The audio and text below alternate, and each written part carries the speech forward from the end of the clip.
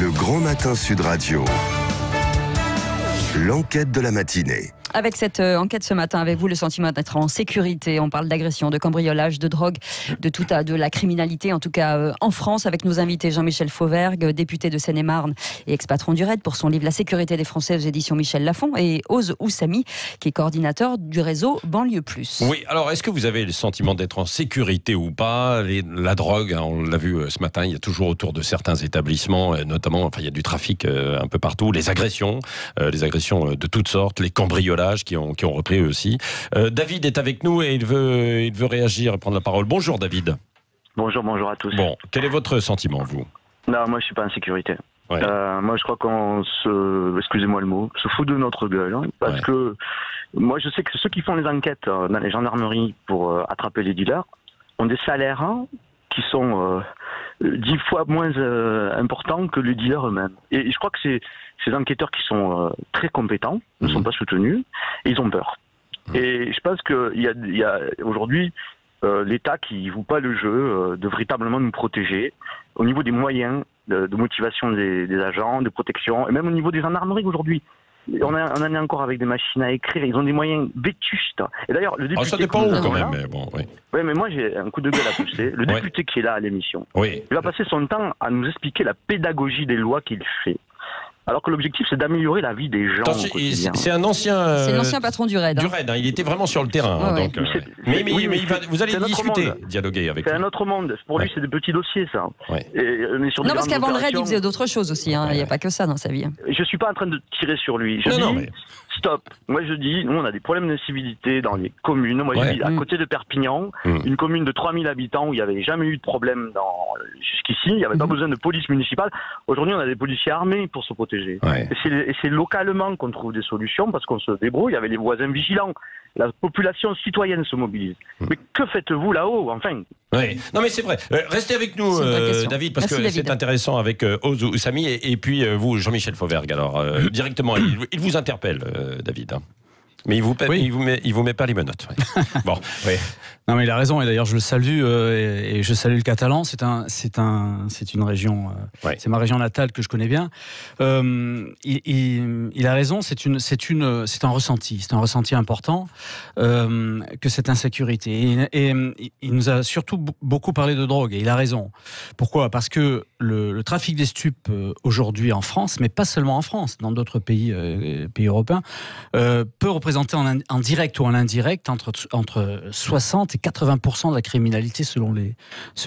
Donc il faut s'attaquer à ce problème. Vous parlez de 2,7 milliards par an. 2,7 milliards, c'est le chiffre qui a été intégré par l'INSEE, puisque le chiffre est intégré maintenant. Oui, on a une criminalité forte qui vient des stupes, qui ne vient pas que de ça, mais un des vecteurs principaux de cette criminalité, c'est les stupes. Et il faut s'y attaquer. Alors, il faut s'y attaquer de diverses manières. Je l'explique dans votre livre. Il faut véritablement maintenant réagir là-dessus. Et David a raison dans ce qu'il dit. Par contre, sur un certain nombre d'autres choses, je vais le contester en tant que tel. Non pas seulement en tant que politique, mais aussi en tant qu'ancien policier. Effectivement, j'ai un parcours de policier divers et varié. Je n'étais pas co-RAID. Les choses ont évolué. Il n'y a plus de machines à écrire. Les choses ont évolué. Mais le problème aussi, c'est qu'elles ont évolué à la fois dans le bon sens sur un certain nombre de choses, mais aussi dans le mauvais sens, avec des procédures pénales qui se sont alourdies. Aujourd'hui, pour une heure passée sur le terrain, un policier, un flic et un gendarme, à 7 à 8 heures, à minima 6 heures de procédure derrière lui. Donc c'est plus gérable de cette manière-là. Et il nous parlait aussi de quelque chose d'important, c'est-à-dire que à un certain moment, le citoyen se mobilise. Et dans la participation citoyenne, il y a divers moyens de se mobiliser. Mais il le présentait plutôt négativement, David. Moi, je le présenterais positivement. La sécurité, maintenant, c'est pas uniquement... On est au XXIe siècle. Ouais. La sécurité, ça n'est pas uniquement l'affaire des policiers et des gendarmes. C'est l'affaire des policiers, des gendarmes, des polices municipales, des services privés de sécurité et surtout de la population. Des citoyens. Des citoyens, oui, mais bien évidemment. C'est vrai que... Alors David, vous travaillez comme ça avec les voisins vigilants, et on va voir avec Ose dans un instant aussi dans les quartiers. Hein. C'est ça, donc comment vous organisez ? Ah bien, on se surveille dans les quartiers, on surveille les maisons, quand on part en vacances, on se le dit, on crée des climats de présence vigilante. Alors, c'est très bien, c'est positif. Par contre, là où je suis un peu surpris, c'est la capacité que vous avez dans vos discours, certains députés, à parler de nos ressentis. Comme si nous étions des personnes un peu malades du cerveau, qui avons des mauvais ressentis, que la réalité n'est pas celle que nous percevons. S'il vous plaît.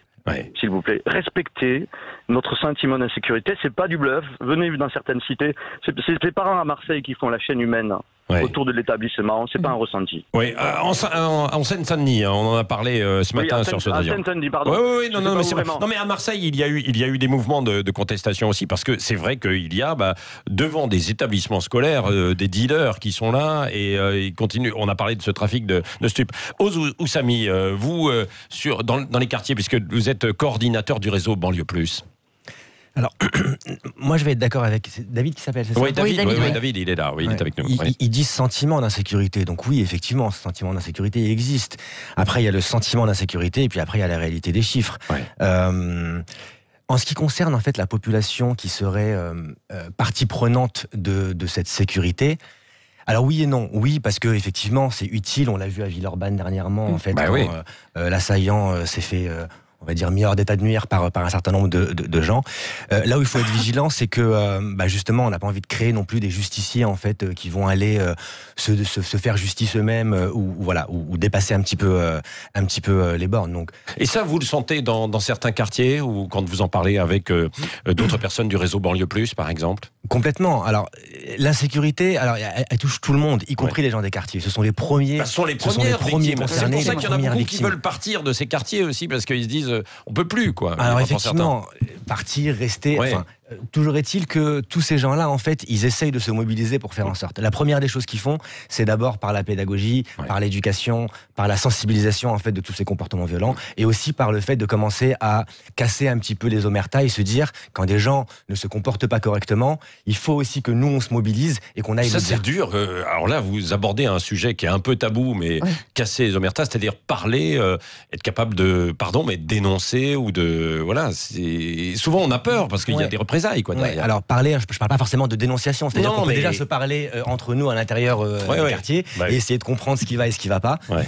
On parle souvent de trafic de drogue, effectivement, je veux dire, s'il y a des trafiquants, c'est qu'il y a des consommateurs. Bien sûr. Les consommateurs, en majorité, ne viennent pas des quartiers, donc du coup là aussi il y a quelque chose en fait qu'il faut sur lequel faut travailler. Mais est-ce qu'il n'y a pas une banalisation de la violence en bas âge ? Donc forcément, ça crée des problèmes aussi, ça. Personne ne peut s'habituer à la violence, vraiment. Je veux dire, donc du coup, à force de la voir, ça touche peut-être moins, mais ça touche peut-être moins d'un point de vue extérieur, mais ça marque. Donc du coup, non. Je veux dire, je pense pas qu'il y ait une banalisation. Les mots violents, quand on les entend, ça fait systématiquement mal. Les comportements violents, ça fait systématiquement mal, et ça laisse des traces. Oui. Sur ce que disait Oz Oussami à l'instant, Jean-Michel Fauvergue, c'est vrai que c'est quand même un fléau terrible, ce trafic de drogue. Alors d'où la question qui revient régulièrement, est-ce qu'il faut légaliser le cannabis ? Ça supprimera un trafic, un marché, sauf qu'il ira peut-être ailleurs. Quel est votre sentiment, vous, sur ce sujet ? C'est un sujet que j'aborde et que j'ai abordé déjà à plusieurs reprises. Je répète ce que je vous ai dit. La criminalité du trafic de stupes draine à peu près entre 60, de manière directe, 70% de la criminalité générale. La deuxième chose, le deuxième constat, c'est qu'en France, on a 17 millions de personnes qui ont, à minima, au moins fumé une fois du cannabis. Et on a on ne sait pas exactement le chiffre, mais entre 1 million et 2 millions ou 3 millions de personnes qui sont droguées au cannabis de manière courante. On est un des pays qui a les lois pénales les plus rudes, les plus dures. On est en échec total sur la lutte contre le trafic de stupéfiants. Et qu'est-ce que ce trafic induit, en particulier dans les quartiers ? Il induit un caïda, il induit la mainmise d'un certain nombre de personnes qui empêchent les autres de vivre correctement, il induit une violence terrible. Donc il faut le combattre. Il faut le combattre de manière très forte au départ. Le gouvernement à cibler des quartiers de reconquête républicaine. C'est bien de ça qu'il s'agit. Vous parlez de 60 quartiers. 60 quartiers. Pour l'instant, il y en a 35 qui ont été ciblés. Il y en aura 60 au bout du quinquennat. C'est bien de ça qu'il s'agit, c'est-à-dire rétablir l'ordre dans ces quartiers et le rétablir rapidement. Il faut mettre les moyens dedans et rétablir rapidement. Mais comment, en fait? Mais après, et je réponds à votre question, une fois qu'on a travaillé là-dessus et qu'on travaille là-dessus, regardons aussi ce qui se fait autour de nous. Regardons en particulier l'expérience de légalisation du Canada. Regardons ce que fait ce que font les Pays-Bas aujourd'hui. Ça date pas d'il y a 10 ans. Aujourd'hui, le gouvernement des Pays-Bas veut légaliser la culture du cannabis au niveau de l'État.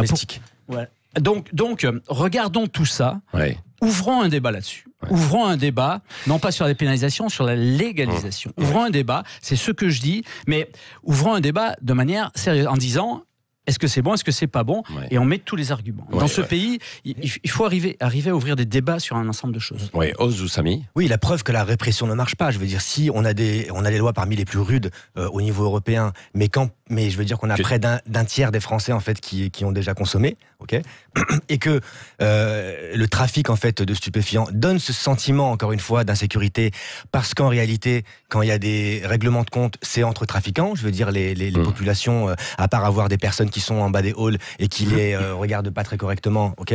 Et puis la deuxième des choses, quand on parle de Qaïda, et là je vous rejoins, c'est que de Qaïda, c'est ça, c'est pas d'Al-Qaïda. Non, pas d'Al-Qaïda.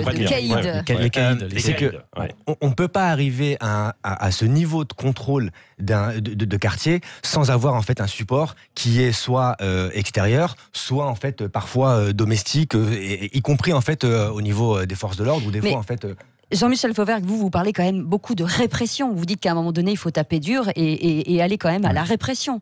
Moi, je parle parce que le dialogue, oui, mais à un moment. Je parle de retour à l'autorité de l'État. Ouais. J'étais beaucoup choqué parce que j'ai vu sur ce que j'ai vu ces derniers temps, mais. C'est ce que disait David, c'est ce que disent les gens d'une manière générale. On a abandonné, l'État a abandonné son autorité, pas seulement au niveau de la sécurité, mais à tous les niveaux de l'État. On est sur une égalité parfaite entre un sachant et un non sachant. Par exemple, un professeur, il est contesté par ses élèves de la même manière qu'un policier est contesté par un manifestant ou par un délinquant. Et trop souvent, on donne tort aux gens qui sont détenteurs de cette autorité. Il faut les rétablir dans leur rôle et rétablir l'autorité de l'État. Et la répression, c'est pas un gros mot non plus, c'est quelque chose d'important qu'il faut manier avec prudence, mais qu'il faut manier aussi. Moi, je parle de répression parce que j'ai été un policier pendant 40 ans, plutôt répressif. Mais pour autant, j'ai été, par exemple, directeur départemental de la sécurité publique en Guyane. Quand vous êtes chef de la police en Guyane, comme ailleurs d'ailleurs, en sécurité publique, vous devez à la fois travailler sur la répression des crimes et délits qui ont été commis, mais vous devez aussi travailler sur cette prévention. Vous devez travailler sur le partenariat avec l'ensemble des associations, avec les gens qui sont dans les quartiers, avec les municipalités, etc. Donc, c'est un ensemble. La sécurité des Français, ça n'évoluera que si on travaille sur cet ensemble-là. Et si on a présent en tête deux choses. Un, c'est que on doit être, quand je dis on, c'est-à-dire les policiers, les gendarmes, tout ce qui représente l'autorité, et les politiques, on doit être au service des Français, au service des Français. Et puis, c'est aux politiques, en particulier au niveau du ministère de l'Intérieur et au niveau des gens qui commandent cette sécurité-là, c'est aux politiques d'imprimer le mouvement, et c'est aux politiques, et non pas aux administrations qui sont résistantes, de vérifier que le mouvement qu'on imprime, par exemple dans la police de sécurité du quotidien, qui est un grand challenge de rapprochement du policier, du gendarme et de la population, c'est aux politiques à vérifier que ça se fasse correctement et qu'il n'y ait pas de frein de part et d'autre des grosses administrations. Oui. Allez, on poursuit le débat dans un instant. Avez-vous le sentiment d'être en sécurité ? Drogue, agression, cambriolage. À propos d'ailleurs de l'agression, par exemple, à Villeurbanne, avec ce qui s'est passé, on a appris à cette occasion, pour les gens qui ne connaissaient pas, constat, et puis nous en faisons partie, que dans tout ce secteur, dans tout ce quartier, il y a énormément de tensions, de violences, il y a eu beaucoup d'agressions. C'est un coin extrêmement sensible, hein, et c'est vrai que là, sans l'intervention, parce que les policiers étaient un petit peu plus loin, sans l'intervention des citoyens, quand on parle des voisins vigilants, des citoyens, il faut être aussi sur ses gardes, et ça passe par là. Réagissez, 0826 300 300, vous nous appelez. Pour l'instant, vous êtes quasiment 80% à dire que 81% même maintenant à dire que non, vous n'avez pas ce sentiment de sécurité. Continuez de nous appeler 0826 300 300 9h46. Le Grand Matin Sud Radio. 9h49, merci d'être avec nous. On est ensemble jusqu'à 10h et on continue ce matin sur notre enquête avec cette question. Avez-vous le sentiment d'être en sécurité? Drogue, agression, cambriolage? Vous êtes plus de 80% à dire que non. Continuez de nous appeler 0826 300 300 et nous sommes toujours avec Jean-Michel Fauvergue, député des Seine-et-Marne et ex-patron du RAID pour son livre La sécurité des Français aux éditions Lafon, et Ose Oussami qui est coordinateur du réseau Banlieue Plus. On parlait de drogue. Vous avez vu cette information qui explique que les dealers maintenant recrutent sur les réseaux sociaux, sur Snapchat. Oui, à Marseille, ça, on l'a vu cet été. Hein, oui. Qu'est-ce qu'on peut faire contre ça? Parce que c'est une véritable... Jean-Michel Fauvergue, vous allez un peu partout en France, là, avec votre livre, justement. Vous voyez ça, cette organisation criminelle autour de la drogue dans beaucoup de cités, ou pas? Qu'ils les recrutent, qu'ils les attendent à la gare, et qui finalement les logent et les nourrissent pour vendre de la drogue. Ça, c'était pendant l'été. C'était des CDD d'été, en fait, en quelque sorte, quoi. Bon. Oui. D'abord, je rectifie, je vais partout en France à la demande de mes collègues députés pour parler et pas pour faire la promotion. Non, mais en même temps, faire mon job de député. Le job de député, et puis en même temps, vous pouvez aussi. De député, vous avez votre très livre, spécialisé, quoi. En fait, en réalité. C'est vrai. Mais ce que vous dites, c'est pas nouveau. C'est la manière de le faire. Moi, je suis allé dans une commune à Lemay-sur-Seine dans le 77. La police avait saisi des flyers de dealers qui proposaient des promotions sur les produits. Ouais. On arrive à un business, un commerce. Non, mais dans les halls d'immeubles à Toulouse, à Marseille, on voit par exemple des petites annonces. Un business, un commerce qui ne demande aucune compétence technique. C'est pour ça que vous avez autant de vendeurs de stupes. Ouais. Ça demande aucune compétence technique, contrairement à d'autres types de criminalité plus élaborées. Ouais. Et ça rapporte immédiatement beaucoup. C'est pour ça que vous avez. C'est pas des petites quelques centaines d'euros. Mais non, ça rapporte énormément. Et puis vous arrosez l'ensemble du quartier. Vous avez des gosses qui sont déscolarisés, désocialisés, désociabilisés, et c'est grave. Donc il faut lutter contre ça. Ouais. Et bien sûr que les moyens nouveaux, l'internet, les réseaux sociaux, permettent aux trafiquants d'amplifier leur business et leur commerce. Eh bien, c'est là-dessus qu'il faut s'attaquer. Et l'ensemble il y a énormément de millions, voire de milliards qui circulent. Et l'ensemble de cet argent va à la criminalité, va aux petits criminels et tout. Il vaudrait mieux que cet argent-là aille à l'État. Ça permettrait de mettre en place des politiques préventives plus intéressantes. L'État dépense aujourd'hui 36 millions sur la prévention, sur la santé, la France. Le Canada, qui a légalisé depuis le mois d'octobre de l'année dernière, ça lui a permis de dépenser sur un trimestre 56 millions. 56 millions pour ces politiques de prévention. Ça rapporte de l'argent et c'est peut-être susceptible, et c'est là où je dis faisons un bilan, regardons, parlons. Moi j'en parle au niveau sécurité. C'est peut-être susceptible de faire disparaître la majeure partie des réseaux criminels. Je mets juste un bémol en fait sur le arroser tout le quartier. Effectivement, il y a beaucoup de millions, il reste centralisé. Donc je veux dire, encore une fois, pour la plupart des Français, quand on parle trafic de stupéfiants, on pense quartier et on pense en fait tout le quartier. Donc encore une fois, ils sont 99,9% des gens qui ne trafiquent pas dans les quartiers, vous avez raison, et qui le subissent. Donc effectivement, il y a des réseaux en fait qui vont en profiter, et c'est ceux-là qui sont déscolarisés. La plupart des gens dans les quartiers travaillent correctement. Vous avez raison. Et on a un appel au standard au 0826 300 avec Claude qui nous appelle de Mirepoix. Bonjour Claude. Oui, bonjour. Mais écoutez, moi je voudrais rebondir sur deux choses. D'abord, l'exemple du Canada, je suis désolé, mais statistiquement, un truc qui s'est passé en octobre dernier, on peut pas dire aujourd'hui quel est le résultat que ça donne. Simplement, ils ont dégagé 56 millions. Enfin, je comprends l'argument, je veux dire, mais à la limite, il faut du recul. Non, l'autre chose, moi j'ai entendu, d'abord, la violence, elle augmente.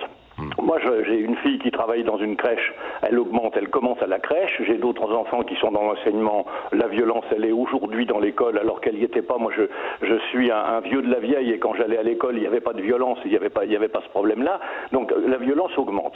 Alors le trafic de drogue, j'ai entendu dire il n'y a pas très longtemps que le chiffre d'affaires du cannabis en France était 1,3 milliard, je crois, à peu de choses près. Hein. Si ma mémoire ne me trompe pas, c'était plus d'1 milliard. Est-ce que quelqu'un peut croire sérieusement que les réseaux qui captent ce 1,3 milliard, ils vont arrêter, ils vont se mettre à Pôle emploi quand on va légaliser le cannabis? Sûrement pas. Ils vont chercher autre chose, soit dans la prostitution, soit dans le cambriolage, soit dans le trafic, soit dans d'autres drogues plus dures. Ils vont chercher, bien sûr, ils vont chercher à conserver ce milliard. Donc, en tout cas, je dis pas qu'il faut pas réagir par rapport à, c'est pas pour réagir contre la légalisation, mais il faut pas imaginer qu'en légalisant, les réseaux violents qui travaillent là-dessus vont arrêter. Hein, ils feront autre chose. Ouais. Et puis, moi, je voulais dire aussi, sur la reconquête des quartiers, moi, il y a un bouquin qui est sorti en 2016, il était dans le cadre de la campagne électorale pour les présidentielles, c'est Fillon qui l'avait écrit, ça s'appelait « Vaincre le totalitarisme islamique ».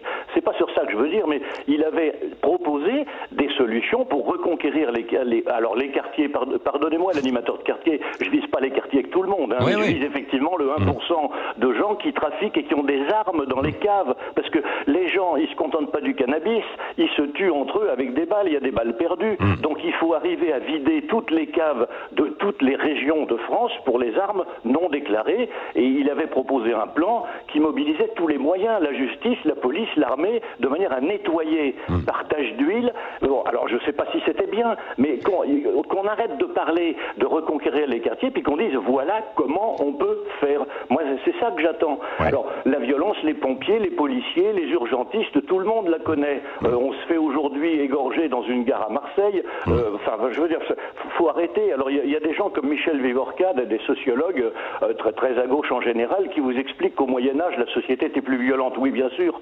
C'est sûr que si on prend la plage qui intéresse, on peut toujours dire qu'il y a eu des périodes plus violentes qu'aujourd'hui. Bon, mais moi, je dis simplement, des années 50 à aujourd'hui, la violence, elle a décuplé. Oui, bon, on va conclure. Il nous reste une petite minute. Jean-Michel Fauvergue, bah oui, c'est ça. Il faut qu'il y ait une coordination. Vous reviendrez d'ailleurs pour en parler sur Sud Radio, parce que je crois que vous serez invité chez André Berkoff bientôt. Vendredi, mais il faut une coordination totale, quoi.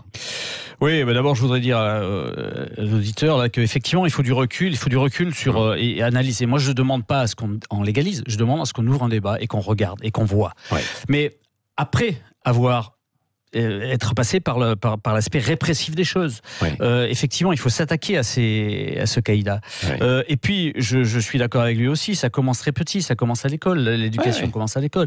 C'est ce qui est en train de faire ce gouvernement, d'ailleurs, à un certain moment, quand vous décuplez les professeurs de CP et de CE1, c'est bien par ça qu'il faut commencer. Oui. Merci aux Oussami, Jean-Michel Fauvergue, député de Seine-et-Marne, ex-patron du RAID, et votre livre « La sécurité des Français » aux Oussami. Coordinateur du réseau Banlieue Plus. Dans un instant, c'est Valérie Expert. Absolument. À demain, André Berkoff ce midi, Les Vraies Voix, et évidemment tous les programmes de Sud Radio. Allez, salut.